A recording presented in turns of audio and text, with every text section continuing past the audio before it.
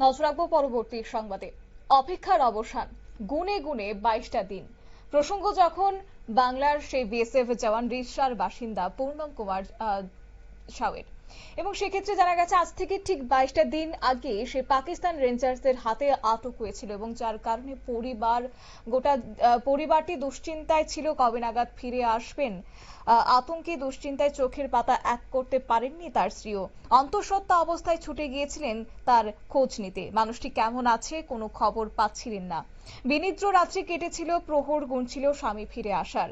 অবশেষে বুধবার সকালে যখন রাস্তায় খবর পেলেন জওয়ানকে ছাড়তে বাধ্য হয়েছে পাকিস্তান, দেশে ফিরছেন স্বামী। এখন শুধু তার বাড়ি ফিরে আসার অপেক্ষায় তার স্ত্রী রজনী ও গোটা পরিবার। স্বস্তির নিঃশ্বাস ফেলছেন তার মাও। গোটা বিষয়কে কেন্দ্র করে এখন পূর্ণম কুমার সাউয়ের মায়ের কি বক্তব্য রয়েছে, কি জানাচ্ছেন তিনি, শোনাবো। तो पाकिस्तान अपना चले के छेड़े दीजिए। हाँ छेड़ दीजिए। কেমন লাগছে কখন খবর? बहुत अच्छा लगता है, खुशी के बात है, अच्छा लगता है। हाँ আচ্ছা, हाँ কখন জানতে পারলেন? ये फिर हम जाने 9:30 बजे। 9:30টার সময়। हाँ 9:30 बजे।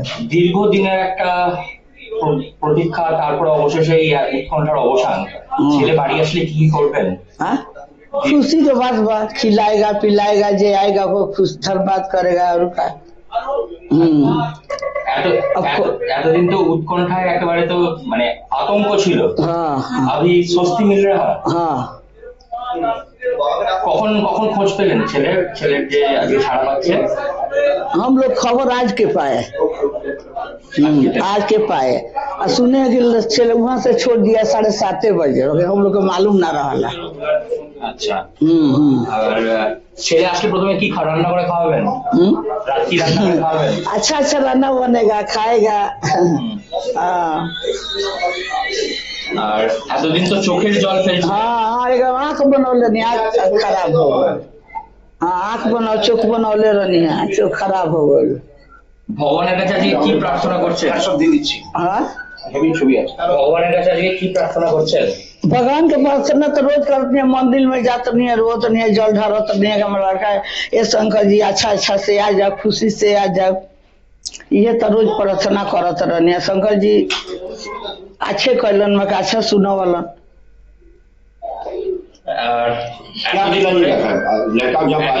আপনি তো আপনার ছেলের জন্য অপেক্ষা করছিলেন। हाँ आज পরিবারের মধ্যে उत्सव का माहौल बनेगा? हाँ हाँ ठीक है जी। क्या खिलाएगा लड़का जब आएगा, क्या खिलाएगा? अरे आप लोग आइएगा ना, बहुत कुछ खिलाएगा। अभी ऐसे थोड़ी बोल देगा क्या खिलाएगा। लड़का क्या खाना चाहते हैं? और लड़का हाँ सब कुछ पसंद करता है। অর্থাৎ 22টা দিন কাটিয়ে 23 দিনের মাথায় মায়ের মুখে হাসি ফুটেছে, এবং দীর্ঘ 22টা দিন ধরে সেই মা অপেক্ষায় দিন গুজরান করছিল কবে নাগাদ তার ছেলে বাড়িতে ফিরবে। চোখের জলে প্রত্যেকটা দিন তিনি কাটিয়েছে। অবশেষে সে পাকিস্তান রেঞ্জার্সদের হাত থেকে মুক্তি পেয়েছে বিএসএফ জওয়ান। কূটনৈতিক স্তরে আলোচনায় সাফল্য পেয়েছে ভারত। পূর্ণম বন্দী থাকাকালীন বিএসএফ থেকে শুরু করে একাধিক জায়গায় দরবার করেছিলেন তার অন্তঃসত্ত্বা স্ত্রী রজনী। আজ বুধবার স্বামী দেশে ফিরে আসার খবর পেয়ে স্বস্তির হাওয়া গোটা পরিবারে। অবশ্য রজনী তিনি প্রধানমন্ত্রীকে মুখ্যমন্ত্রীকে ধন্যবাদ জানিয়েছেন। একই সঙ্গে মুখ্যমন্ত্রী দুদিন আগেই ফোন করে খোঁজ নিয়েছেন, চেয়ারম্যান পাশে থেকেছেন। সারা দেশবাসী কদিন এই পরিবারের সঙ্গে ছিলেন। সকলের আশীর্বাদ এবং প্রার্থনায় স্বামী অবশেষে মুক্তি পেয়েছে, তাই সকলকে ধন্যবাদ জানিয়েছেন তার স্ত্রী। অন্যদিকে আত্মীয় স্বজনরা এই মুহূর্তে কি বলছে শুনুন। अभी कैसा लग रहा है? कैसा लग रहा है? बहुत बढ़िया लग रहा है। इतना दिनों तक टेंशन वगैरह था, आज फाइनली आपके भैया को छोड़ रहा है पाकिस्तान, मामा को अच्छा लग रहा है, बहुत बढ़िया लग रहा है। क्या खबर आया है अभी तक? क्या खबर? अभी तक यही आया है कि बस रिलीज हो गए हैं, बस उतना ही। कितने बजे रिलीज हुआ? ये कुछ पता नहीं है, हम तो बाहर थे, हमको बोला एक जन तो हम आए घर। अच्छा, मेरा फोन एक्चुअली बंद हो गया, थोड़ा प्रॉब्लम। कॉल लड़ रहा है आपका मामा, कुछ खबर आया? हाँ कॉल लड़ रहा है, कैसा है आपका मामा, कुछ खबर आया? ऐसा कुछ खबर नहीं। मामी का फोन में एक्चुअली कॉल आया, क्योंकि एड्रेट वही वाइफ है, मेनली फैमिली वही है। ठीक है। अच्छा अच्छा, क्या बोला था उधर से? जैसे कि कल पता चला कि कुछ हुआ है, ये सब मतलब वो प्राइवेट बात था तो कुछ बताया नहीं फैमिली की। तो कुछ कल हम लोग कुछ पता चला था, लेकिन आज पूरा कंफर्म हो गया, सबको पता चल गया। छोड़ दिया। पूरा इंडिया पूरा सबको तो पता। फाइनली रिलीफ मिला। बहुत रिलीफ मिल रहा है, देख रहे हैं, खुशी देख रहे हैं। कैसा है भाई, अभी कैसा है? मामा वो कैसा है? वो तो बात होगा उसके बाद ही पता चलेगा, ऐसे तो चेहरा से देखने लग ही रहा है। ठीक है। অর্থাৎ গোটা আত্মীয় স্বজনের মধ্যেও এখন স্বস্তির নিঃশ্বাস তারা ফেলছেন, কারণ পূর্ণমকে পাকিস্তানের হাতে আটক হওয়ার পর থেকেই শ্রীরামপুরের সাংসদ কল্যাণ বন্দ্যোপাধ্যায়ও তিনি একাধিকবার বিএসএফ এর ডিজি এবং প্রধানমন্ত্রী দপ্তরের সঙ্গে কথা বলেছেন। পূর্ণমের স্ত্রীকে ফোন করেছেন মমতা বন্দ্যোপাধ্যায়, মঙ্গলবারও ফোন করে খোঁজ খবর তিনি নিয়েছেন। অবশ্য আশ্বাস দিয়েছিলেন যে 7 দিনের মধ্যে জওয়ানকে ফিরিয়ে আনা হবে। তারই মধ্যে আজ বুধবার সকাল 10:30 নাগাদ ওয়াগা আটোয়ারি বর্ডার দিয়ে তাকে এবার ফিরিয়ে আনা হচ্ছে এবং ভারতের এই সাফল্যকে কেন্দ্র করে প্রধানমন্ত্রীর পাশাপাশি মুখ্যমন্ত্রী যেহেতু খোঁজ খবর নিয়েছেন, তাই মুখ্যমন্ত্রীকেও ধন্যবাদ জানিয়েছেন গোটা পরিবার। যাব বিস্তারিত, আমাদের সঙ্গে যুক্ত হয়ে গেছে শান্তনু পান, আমাদের প্রতিনিধি। শান্তনু, গোটা বিষয়টা যদি তুলে ধরো। একেবারে বাংলা বাসিন্দা বিএসএফ জওয়ান পাকিস্তান ফেরালো অবশেষে। কারণ হচ্ছে আমরা দেখেছি যে ওয়াঘা বর্ডার দিয়ে ভারতের যে পুনমকে গ্রেপ্তার করেছিল প্রাক রেঞ্জাররা। কারণ আমরা জানি যে পেহেলগাঁওতে জঙ্গি হানার পরে কিন্তু এই ধরনের একটা বাতাবরণ তৈরি হয়েছিল। ঘটনাক্রমে জামিনে রাখবো যে পাঞ্জাবের যে পাঠানকোট রয়েছে, সেই পাঞ্জাবের পাঠানকোটের কর্মরত অবস্থায় ছিলেন এবং সেখানে তিনি যে বর্ডার এরিয়া ছিল ভারত এবং পাকিস্তানের, সেখানে তিনি অস্বস্তি বোধ করেন এবং সেখানে বিশ্রাম নিচ্ছিলেন। ঠিক সেই সময় কিন্তু রেঞ্জাররা আসে এবং তাকে সেখান থেকে নিয়ে যায়। যদিও দুই দেশের যে সীমান্তবর্তী এলাকা রয়েছে সেখানে সীমান্তদের ফ্ল্যাগ মিটিং এর একটা বিষয় ছিল, সেখানে কিন্তু জওয়ানকে আলোচনা করা হয়েছে যে দীর্ঘদিন ধরে তাকে রাখা হয়েছে, প্রায় 21 দিনেরও বেশি। আজকের দিন ধরলে 23 দিন হয় যেদিন থেকে তাকে ধরা হয়েছে। তো সেখানে মিটিং এ আলোচনা হয় এবং পাশাপাশি ভারতের যিনি হাইকমান্ড ছিলেন বিএসএফ এর, তিনিও বিষয়টি জানিয়েছিলেন যে সে তো কোনো যুদ্ধ করতে যায়নি, তিনি একটা বর্ডারের সামনে ছিলেন, বুঝতে পারেননি এরা এলাকাটা সেটা পাকিস্তান পড়ছে কি ভারত পড়ছে, সেখানে তিনি অস্বস্তি বোধ করাই বিশ্রাম করছিলেন। ঠিক সেই সময় তাকে পাকিস্তানের যারা রেঞ্জার ছিলেন তাকে নিয়ে গেছিলেন। পরবর্তীকালে ভারত সরকারের পক্ষ থেকে এবং বিএসএফ এর পক্ষ থেকে যোগাযোগ করা হয় এবং হুগলির যে রিস্টার বাসিন্দা তিনি, তার পরিবারের পাশে বাংলার মুখ্যমন্ত্রী মমতা বন্দ্যোপাধ্যায় ফোন করে জানিয়েছিলেন যে তিনিও প্রধানমন্ত্রীর সাথে কথা বলবেন, পাশাপাশি বিএসএফ এর জওয়ান তাদের সাথেও কথা বলবেন। তো ঠিক তার 24 ঘন্টার মধ্যেই কিন্তু আমরা দেখলাম যে তাকে পাকিস্তানের পক্ষ থেকে ছেড়ে দেওয়া হয়েছে এবং তার পরিবারের উদ্দেশ্যে এসেছেন। তো পরিবার পরিজনরা কিন্তু অবশ্যই খুশি হয়েছেন।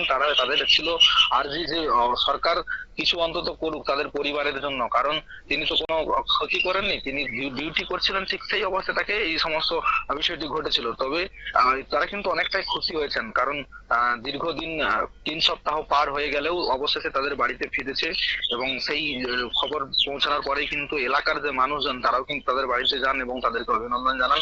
পাশাপাশি মুখ্যমন্ত্রী এবং বিএসএফ এবং প্রধানমন্ত্রীকেও তার পরিবারের লোকজন ধন্যবাদ জানিয়েছেন যে এত তাড়াতাড়ি তাদের কথাটা রাখার জন্য। শতাব্দী, একেবারে শান্তনু, ধন্যবাদ। আপনারা শুনলেন আমাদের প্রতিনিধির বক্তব্য এবং এই বিষয়কে কেন্দ্র করে সেই শ্রী রজনীর কি বক্তব্য রাখলেন তিনি সংবাদ মাধ্যমের সামনে, শুনুন।